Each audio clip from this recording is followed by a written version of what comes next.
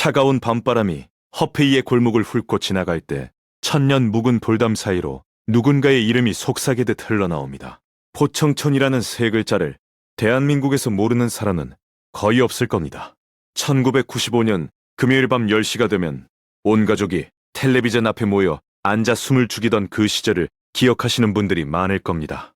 시청률 43.6%라는 경이로운 숫자를 찍으며 대한민국을 뒤흔든 대만 드라마 판관 포청천은 외국 드라마로서는 전무후무한 기록을 세웠습니다. 이마에 새겨진 초승달 문양과 시커먼 얼굴, 그리고 계작두를 대려 말하는 서슬퍼런 호령은 한 시대의 상징이 되었습니다.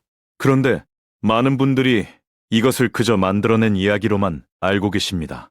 놀라운 사실을 하나 말씀드리겠습니다. 포청천은 실존 인물이었습니다.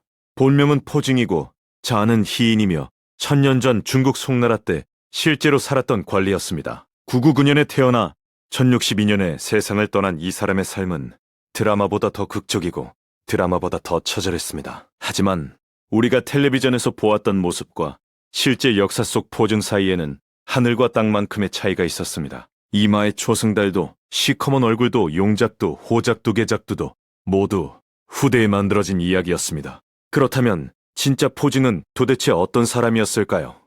드라마 속 전설과 역사 속 진실 그 간극을 오늘 낱낱이 파헤쳐 보겠습니다. 그리고 사후 900여 년이 지나 발굴된 묘에서 드러난 충격적인 이야기까지 모두 말씀드리겠습니다. 끝까지 함께 해주십시오. 포증은 지금의 중국 안우이성 허페이에서 태어났습니다. 드라마에서는 가난한 집안 출신으로 그려지기도 했지만 실제로는 학문을 닦을 수 있을 정도의 선비 집안이었습니다. 어린 시절부터 총명했던 포증은 1027년 송나라 인종 5년에 진사시험에 합격하여 관리의 길에 들어섭니다. 하지만 여기서 첫 번째 놀라운 반전이 시작됩니다. 진사에 합격한 포증은 건창현 지연이라는 벼슬을 받았지만 부모가 모두 연로하다는 이유로 취임을 거부했고 이후 다시 받은 화주감세라는 직책마저 부모가 원치 않자 벼슬을 던지고 고향으로 돌아가 부모를 봉양했습니다. 천년 전 봉건시대에 출세의 문이 활짝 열렸는데 그 문을 스스로 닫아버린 것이나 다름없었습니다. 양친이 세상을 떠난 뒤에야 비로소 포증은 관직에 나서게 되는데 이때부터 그의 진짜 전설이 시작됩니다. 천장현 지연으로 부임한 포증에게 어느 날 한 농부가 찾아와 누군가가 자기 소의 혀를 잘라버렸다며 울며 호소했습니다. 포증은 대뜸 이렇게 말합니다. 집으로 돌아가서 그 소를 잡아 고기를 팔도록 하라. 당시 법률상 함부로 소를 도살하는 것은 금지되어 있었기에 농부는 어리둥절했지만 판관의 명령을 따랐습니다. 그러자 얼마 지나지 않아 다른 사람이 허겁지겁 달려와 마음대로 소를 도살한 자가 있다고 고발했습니다. 포증이 냉정하게 한마디를 던졌습니다. 어찌 소의 혀를 자른 자가 도살까지 고발하러 오느냐. 범인은 그 자리에서 바닥에 엎드려 자백했는데 소의 혀를 자른 자가 도살 사실을 고발하러 올 것이라는 심리를 정확히 꿰뚫어본 천재적인 추리였습니다. 드라마에서는 포증을 개봉부의 판관으로 그렸지만 실제 관직은 개봉부윤으로 지금의 서울특별시장에 해당하는 상품의 높은 직위였습니다. 포증이 개봉부윤으로 재직하는 동안 권력자들은 공포에 떨어야 했습니다. 당시 개봉의 고관대작과 세력가들이 자기 집 정원을 넓히겠다고 해민하라는 수로를 침범하여 물길을 막았고 그 결과 수도에 대홍수가 나서 수많은 백성이 피해를 입었습니다. 포증은 지위고하를 따지지 않고 그들의 정원을 모두 철거해버렸습니다. 황제의 인척인 장여저가 부당하게 높은 관직을 받자 포증은 목숨을 걸고 상소를 올려 그를 탄핵했습니다. 봉건시대에 황제의 친척을 건드린다는 것은 곧 자기 목을 내놓는 것이나 마찬가지였지만 포증은 한 발자국도 물러서지 않았습니다. 당시 백성들 사이에서는 몰래한 악행에 염라포로가 있다는 말이 떠돌았는데 이것은 지옥의 염라대왕도 두려워하는 포대인이라는 뜻이었습니다. 포증은 관아의 정문을 활짝 열어놓고 어떤 백성이든 들어와 자기 사연을 직접 말할 수 있도록 했는데 이전까지 관아의 문은 백성에게 닫혀 있었고 하급 관리의 횡포를 먼저 뚫어야 했던 시절이었습니다. 포증은 그 벽을 허물어버린 겁니다. 드라마 속 초승달 문양의 시커먼 얼굴은 사실 후대의 경극과 소설에서 만들어진 이미지로 중국 전통 경극에서 검은 얼굴은 강직하고 올곧은 성품을 상징하는 색깔이었고 초승달은 낮에는 인간 세상을 밤에는 저승까지 판결할 수 있다는 초월적 능력의 상징이었습니다. 실제 포증의 외모에 대한 역사 기록은 거의 남아있지 않습니다. 드라마의 상징이었던 용작두, 호작두, 개작두 역시 역사적 사실이 아니라 명나라 때 쓰여진 소설 치려보에서 처음 등장한 것으로 실제 송나라 시대에는 존재하지 않았습니다. 소설에 따르면 용작두는 황족을, 호작두는 관리를, 개작두는 평민을 처형하는 도구라고 했지만 이것은 신분에 관계없이 누구든 벌할 수 있는 정의로운 판관을 향한 백성들의 소망이 만들어낸 상상의 산물이었습니다. 거란의 사신으로 갔을 때의 일화도 대단합니다. 거란 측에서 송나라의 웅주에 새로 문을 낸 것이 변경을 자극하려는 것이 아니냐고 따져 물었습니다. 포증은 태연하게 대답합니다. 당신들의 탁주도 예전부터 문을 열어두었는데 편문 하나로 변경을 자극한다는 말이 되느냐. 거란의 사신은 할 말을 잃었고 외교 현장에서도 한치의 물러섬이 없었던 겁니다. 단주치주로 있을 때 그곳의 특산품인 벼루가 유명했는데 전임 수령은 정해진 양의 수십 배를 걷어 권력자들에게 선물로 보냈습니다. 포증은 장인들에게 정해진 양만큼만 만들도록 했고 재직하는 동안 벼루 한 개도 가져가지 않았습니다. 높은 벼슬에 올랐음에도 의복과 음식과 생활용품이 벼슬하기 전과 조금도 달라지지 않았다고 역사서는 기록하고 있습니다. 실제 포증의 삶에서 가장 가슴 아픈 대목은 그의 가정사에 있습니다.